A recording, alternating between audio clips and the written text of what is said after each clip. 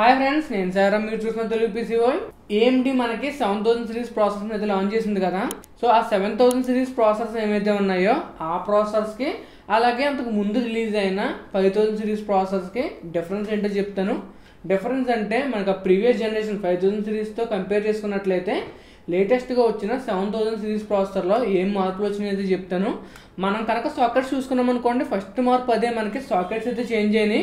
5000 series process అన్నీ కూడా మనకి AM4 సాకెట్తో పాటు అయితే వచ్చినాయి. అంటే AM4 సాకెట్ ఏదైతే ఉందో ఆ సాకెట్కి అయితే సపోర్ట్ చేసేవి. అదే మనం 7000 సిరీస్ ప్రాసెస్ చూసుకున్నాం అనుకోండి, అది మనకి AM5 సాకెట్కి అయితే సపోర్ట్ చేస్తుంది. సో రెండు మీకు సాకెట్ అయితే చేంజ్ అవుతుంది.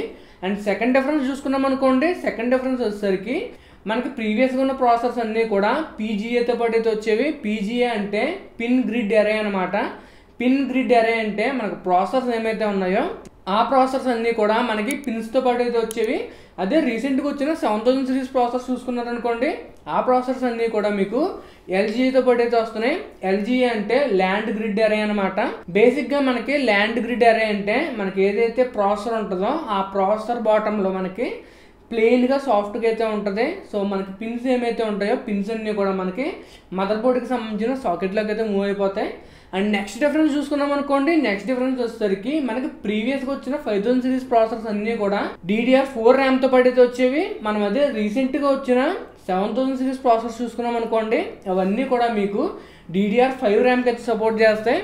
సో బేసిక్గా మీకు DDR4 ర్యామ్ అన్నట్లయితే మనకి 3000 మెగాహెర్ట్జ్ కానీ, లేకపోతే 3200 మెగాహెర్ట్జ్ కానీ, లేకపోతే 3600 మెగాహెర్ట్జ్ కానీ ఎలాగైతే ఉంటుంది. అదే మనం DDR5లో చూసుకున్నాం అనుకోండి, DDR5లో మనకి 4800 మెగాహెర్ట్జ్ దగ్గర నుంచి స్టార్ట్ అయ్యి దాదాపుగా 6000 ఇంకా అంతకంటే ఎక్కువ మెగాహెర్ట్జ్ ర్యామ్ కూడా మనకి DDR5 అయితే సపోర్ట్ చేస్తుంది. సో బేసిక్గా ర్యామ్ ఫ్రీక్వెన్సీ పెరిగింది అనుకోండి, కొంతవరకు ప్రాసెసర్ అనేది, లేకపోతే ప్రాసెసర్కి ఏదైతే డేటా అందాల్సి ఉంటుందో అది స్పీడ్గా అందుతుంది. కాబట్టి కొంతవరకు మనకి ప్రాసెసర్ వర్కింగ్ స్పీడ్ అనేది పెరుగుతుంది. సో దానివల్ల మనకి కొంచెం పర్ఫార్మెన్స్ ఇంక్రీజ్ అయితే ఉంటుంది. బట్ ఫ్రీక్వెన్సీ ఇంక్రీజ్ అయినప్పుడు కొంతవరకు ప్రైజెస్ కూడా పెరుగుతాయి. సో దాన్ని బట్టి మనం బ్యాలెన్స్డ్గా మన పీసీని అయితే బిల్డ్ చేయించుకోవాల్సి ఉంటుంది. అండ్ నెక్స్ట్ డిఫరెన్స్ చూసుకున్నాం అనుకోండి, నెక్స్ట్ డిఫరెన్స్ వచ్చేసరికి మనకి గ్రాఫిక్స్ ఏదైతే ఉందో ఆ గ్రాఫిక్స్లో కూడా చేంజెస్ అయితే వచ్చినాయి.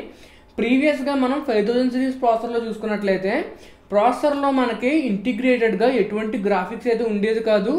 ఓన్లీ G సిరీస్ ప్రాసెసర్స్ ఏమైతే ఉన్నాయో కేవలం G సిరీస్ ప్రాసెసర్స్లో మాత్రమే మనకి ఇంటిగ్రేటెడ్గా గ్రాఫిక్స్ అయితే వచ్చింది. ఒకవేళ ఆ ప్రాసెసర్ కనుక G సిరీస్ కాకపోయినట్లయితే డెడికేటెడ్గా మనం గ్రాఫిక్ కార్డ్ యూజ్ చేసుకుంటే కానీ మనకి రైజన్ ప్రాసెసర్స్లో, రైజన్ 5000 అంతకన్నా ముందు ప్రాసెసర్స్లో మనకి గ్రాఫిక్స్ అవుట్పుట్ అయితే ఉండేది కాదు. అదే మనం రైజన్కి సంబంధించిన 7000 సిరీస్ ప్రాసెసర్స్ చూసుకున్నాం అనుకోండి, 7000 సిరీస్ ప్రాసెసర్స్ అన్నీ కూడా మనకి ఇంటిగ్రేటెడ్ గ్రాఫిక్స్ సపోర్ట్తో పాటు అయితే వస్తున్నాయి. సో ఇంటిగ్రేటెడ్ గ్రాఫిక్స్ సపోర్ట్తో రావడం వల్ల మనకి డెడికేటెడ్గా గ్రాఫిక్ కార్డ్ కొనుక్కోకపోయినా కూడా ఓన్లీ ప్రాసెసర్ని యూజ్ చేసుకుని ఆ మదర్ బోర్డ్కి ఉండే VGA పోర్ట్ కానీ, లేకపోతే HDMI పోర్ట్ కానీ, లేకపోతే డిస్ప్లే పోర్ట్ని యూజ్ చేసుకుని మనం మానిటర్ కనెక్ట్ చేసుకుని డిస్ప్లే అవుట్పుట్ని అయితే పొందొచ్చు. అండ్ నెక్స్ట్ చూసుకున్నాం అనుకోండి, 7000 సిరీస్ తర్వాత వచ్చిన ప్రాసెసర్స్ ఏమైతే ఉన్నాయో ఆ ప్రాసెసర్లో మనకి గ్రాఫిక్స్ యొక్క పర్ఫార్మెన్స్ అనేది చాలా శాతం అయితే పెరిగింది.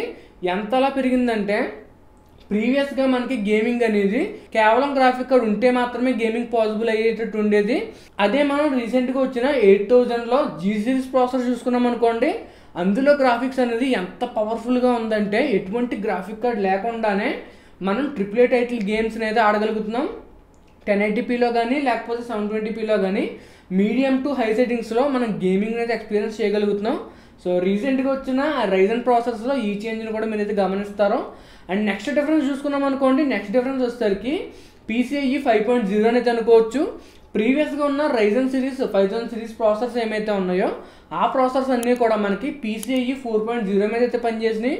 కాబట్టి ఆ PCIe స్లాట్స్ ఏమైతే ఉన్నాయో ఆ PCIe స్లాట్స్ అన్నీ కూడా మనకి PCIe 4.0 మీద, అలాగే SSDs కూడా మనకి PCIe 4.0 మీద అయితే వర్క్ చేస్తూ ఉండేవి. రీసెంట్గా వచ్చిన రైజన్ 7000 సిరీస్ ప్రాసెసర్స్లో వాళ్ళు PCIe 5.0 సపోర్ట్ తీసుకొచ్చారు. కాబట్టి మనకి గ్రాఫిక్ కార్డ్స్ అవ్వచ్చు, లేకపోతే SSDకి సంబంధించిన M2 స్లాట్స్ అవ్వచ్చు, ఇవన్నీ కూడా PCIe 5.0 మీద అయితే పనిచేస్తాయి.